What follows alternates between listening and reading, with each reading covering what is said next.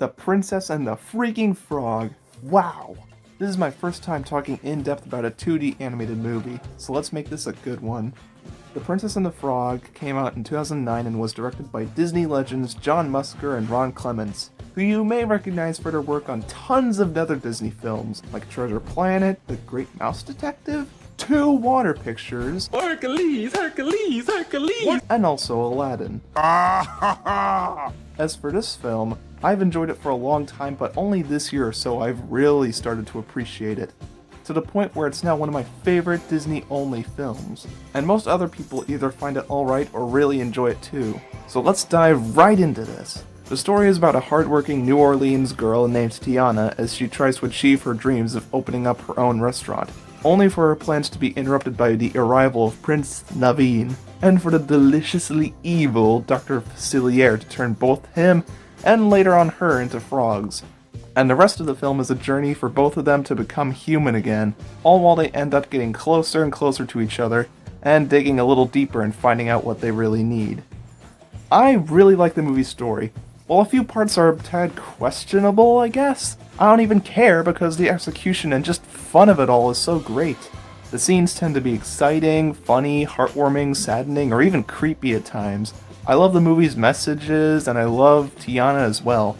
She's a very sympathetic character, and I could definitely understand her plight. She's a hardworking and no-nonsense type of gal, which contrasts perfectly with the slick, royal, yet eventually down-to-earth Prince Naveen. And the rest of the characters are great too. Louis is pretty dang funny. I love Mama Odie. Lawrence is fun.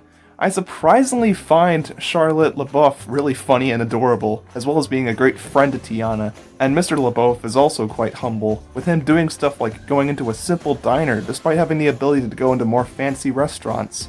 Also, heck, I thought I was going to hate Ray going into this again, but no. I really liked him too, and surprisingly, I felt upset when he died, even though I've seen this movie a bunch of times before.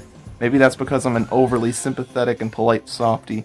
And how can I forget to mention the one and only, the Shadow Man himself, Dr. Facilier.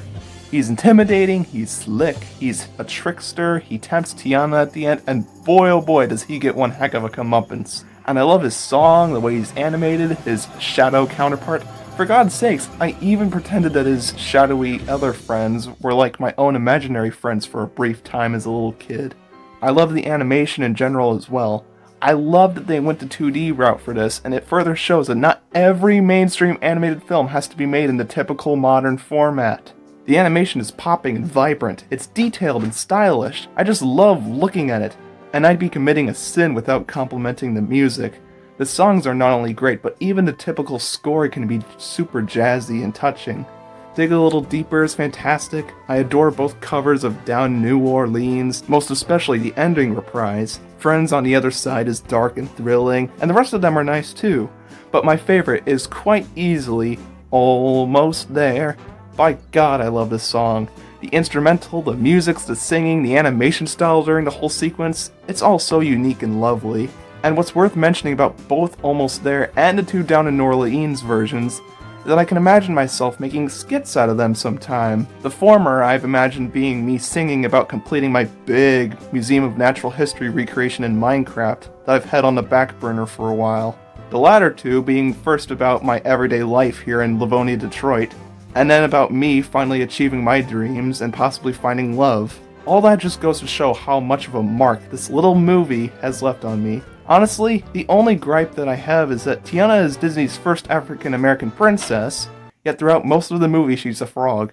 Yeah, that's a can of worms I'm not going into, but anyways, fun fact, this movie also takes place in the 1920s. That's kinda obvious now, but I didn't know that as a kid. Also, this film made me love beignets. In short, I highly recommend going and watching this film for yourself if you haven't yet for some reason. It truly is worth a watch. In fact, multiple at that. It's funny, enchanting, engrossing, and I'm so glad to see it get so much praise over the years, and to see it inspire plenty of others in so many different ways. And of course, thank you John and Ron, for making something so wonderful. And as always, see you all in the next one.